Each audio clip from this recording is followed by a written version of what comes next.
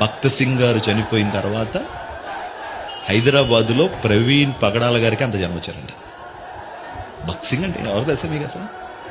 ఒక చరిత్ర. భక్త సింగ్ అనే పేరు ఒక చరిత్ర, భారతదేశానికి కాదు ప్రపంచానికి. మీరు ప్రపంచంలో ఎక్కడికి వెళ్ళి అడిగినా ఇప్పుడు మనకు కనబడే దైవజనులు ఎవరి పేర్లు తెలియదు. దాంట్లో యేసన్న గారి పేరు కూడా తెలియకపోవచ్చు, దినకరన్ గారి పేరు కూడా తెలియకపోవచ్చు.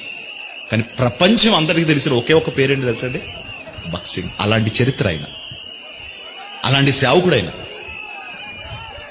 ఆ సేవకుడు తర్వాత అంతమంది ఈయనకి వచ్చారంట, అంతమంది. అసలు ఇదంతా నువ్వు ఎందుకు కలిగించావు?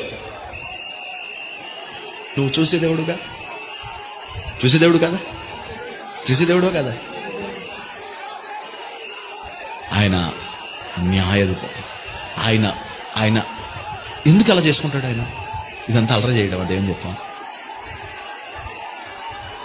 నాకు అప్పుడు అనిపించింది, నువ్వు ఆయన కొరకు ఎంతమందిని రేపి ఇంతమందితో ప్రార్థన చేయించావు, ఇంతమందితో ప్రార్థన చేయించావు అంటే కనుక నీ ఆలోచన ఏదో ఉంది అతని ఎడల, నీ ఉద్దేశం ఏదో ఉంది. 3 నాళ్ళు ముచ్చట అయిపోవడం కుద కాదు, ఏదో ఉంది నీ ఉద్దేశం.